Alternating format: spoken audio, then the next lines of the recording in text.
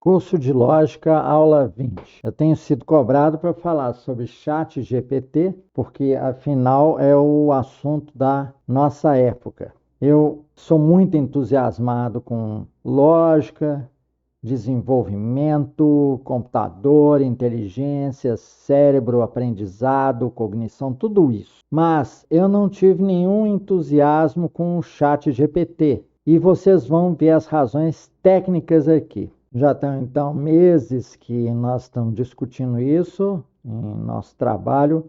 A gente conversa muito sobre isso. Modelos poderiam ser inteligentes, como melhorar as regras de negócio de programas baseado numa inteligência mais mecânica capaz de ser colocada em um programa de computador. Então, vejam o seguinte, coisas em que os gênios não pensaram. Por isso que o ChatGPT não produziu o efeito esperado. O conhecimento, ele está no presente, ele se refere ao presente, tá certo? Está no tempo presente. A humanidade tem um conhecimento até um momento atual. E ele se volta também para o tempo passado. O conhecimento fica ultrapassado. Você não encontra aí sistemas que são revistos, regras de negócio são sempre revistas.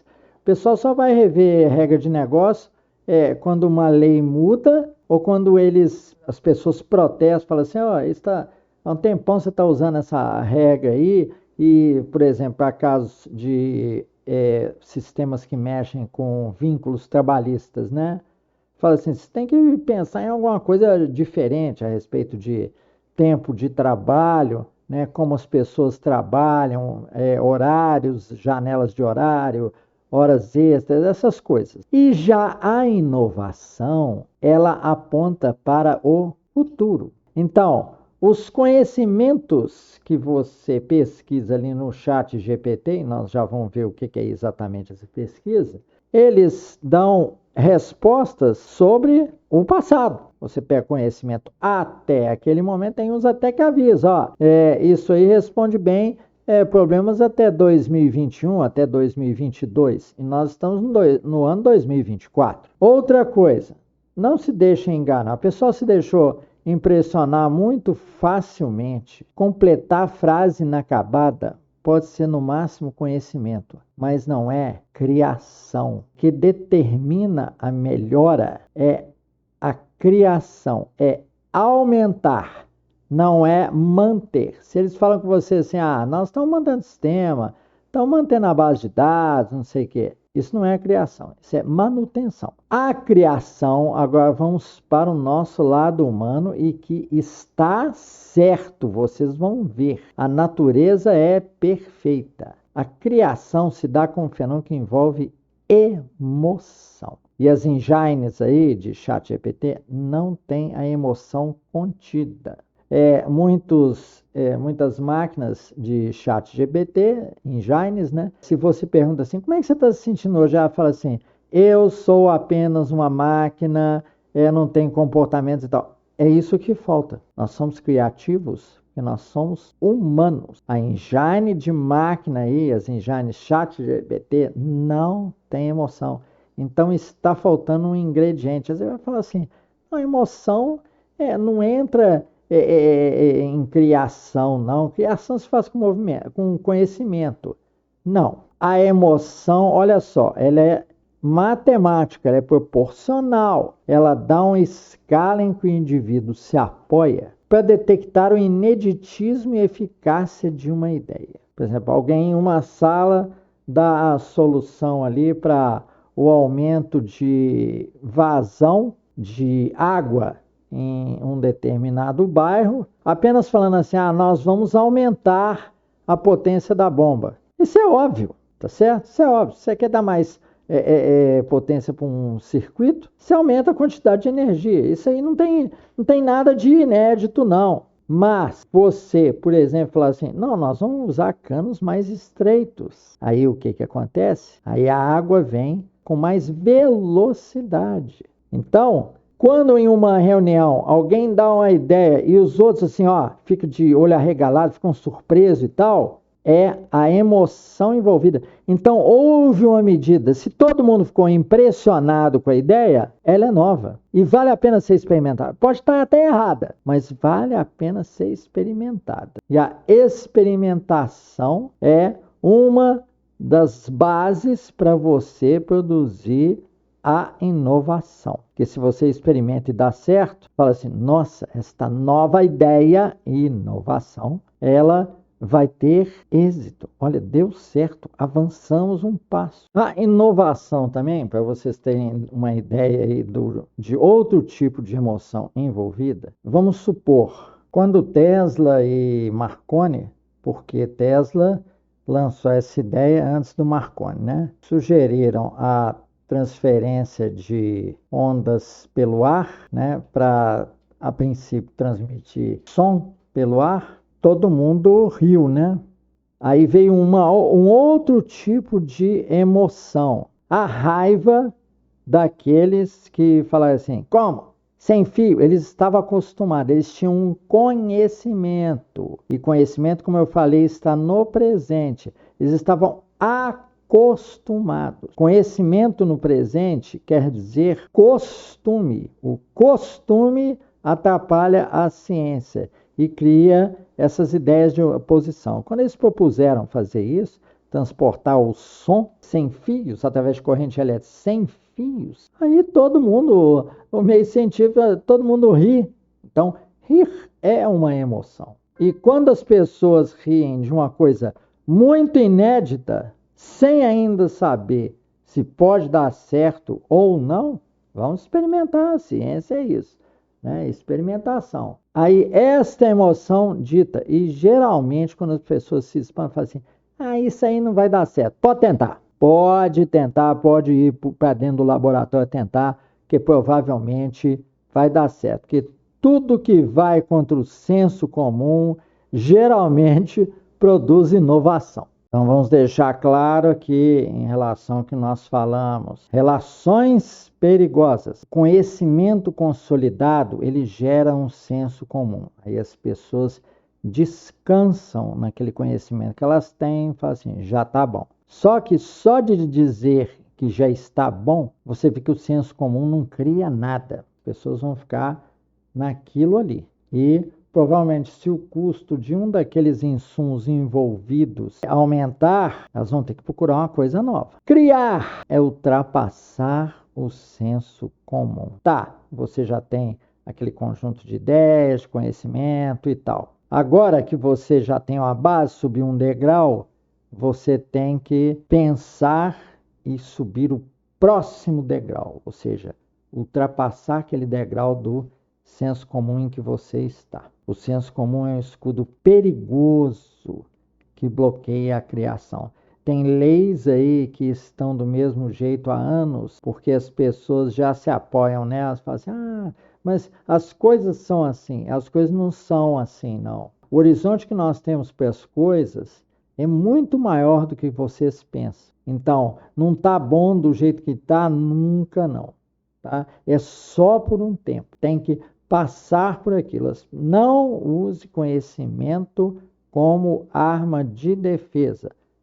Mas as coisas funcionam assim, tá? Até aquele momento. Conhecimento está relacionado a passado e presente só. Ele não avança para o futuro se não houver esforço de experimentação. Bem, então por que o ser humano tem êxito para criar? Nós estamos nesse mundo aqui cheio de tecnologia, é porque o ser humano teve êxito, tem êxito e é capaz de ter mais êxito. A emoção que tem dentro do ser humano dá uma escala em que o indivíduo se apoia para detectar o ineditismo e a eficácia de uma ideia. Nós falamos isso. E a emoção privilegia as ideias que vieram carregadas de conteúdo emocional ao serem coletadas e concebidas. Está aqui a explicação aqui embaixo. Ó.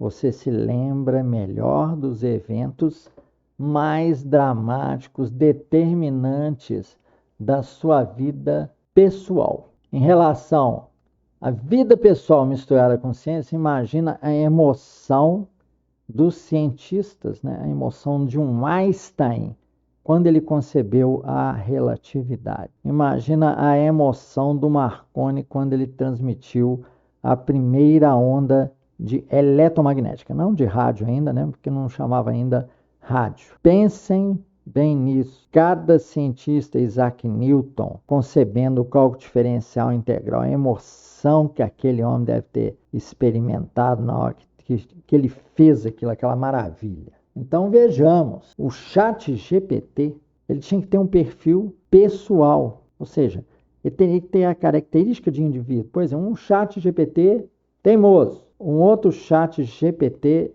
mais especulativo, que aceita ideias, que faz perguntas. O ChatGPT não faz isso. Ele tem essa característica boba aí, completar a frase e todo mundo se entusiasma. Já existe até o chat PDF. Você bota o conhecimento setorizado, né, de um determinado assunto, ou seja, só daquele texto, faz perguntas, né, faz pesquisas e ele acerta ali para você.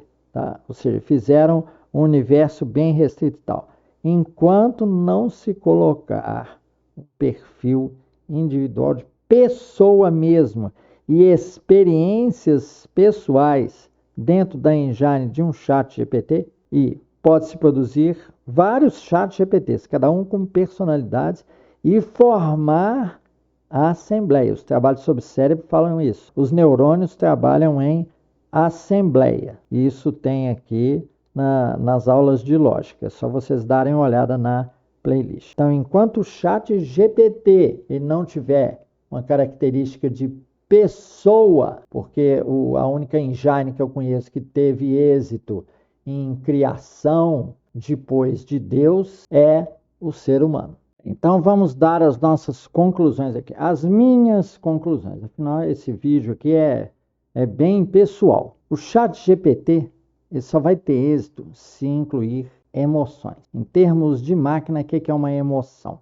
Um grau de importância em seus vários conhecimentos. Por exemplo, um tem o perfil de pescador. Eu vou exagerar as condições. Aí quando alguém fala com ele assim, que a sustentação do avião, colocam como conhecimento enunciado lá, a sustentação do avião, ela vem da hélice ou do motor do seu jato e tal. Para o perfil de pescador, isto aí vai ter um peso, por exemplo, de 1 a 10, de 2. O pescador não se preocupa com isso. Ele pode se preocupar com, no máximo, aproximando disso, de como o peixe voador voa, né? Ou dá a ilusão de voar. E já para aquela pessoa que teria o perfil de aviador, este mesmo conhecimento contaria como 9, 9,5 ou 10, tá? Porque está muito afeto às emoções que esse indivíduo, né, experimenta.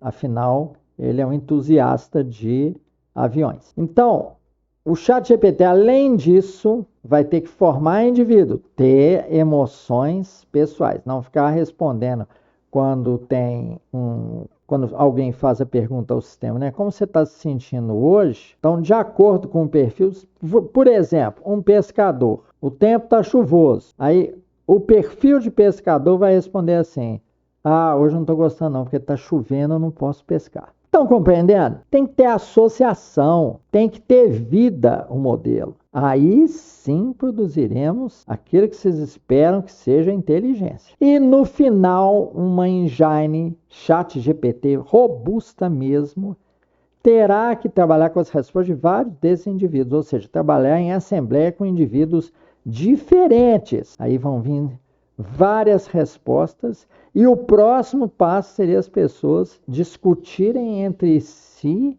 e arranjar uma conclusão comum ou de maior peso. Bem, então eu acho que deixei bem claro como que seria um verdadeiro, nem chat GPT, né? Seria um outro tipo, né? Uma engine GPT assembleia para cruzamento de conhecimento com horizonte em conclusões, em sugestões. E aí ele vai obter êxito, porque isso que está aí apresentado Isso aí é uma falácia. Muito obrigado por sua atenção e paciência. Podem comentar e meter o pau aqui nos comentários. Você já notar que nesse canal eu não bloqueio comentários. Podem meter o pau.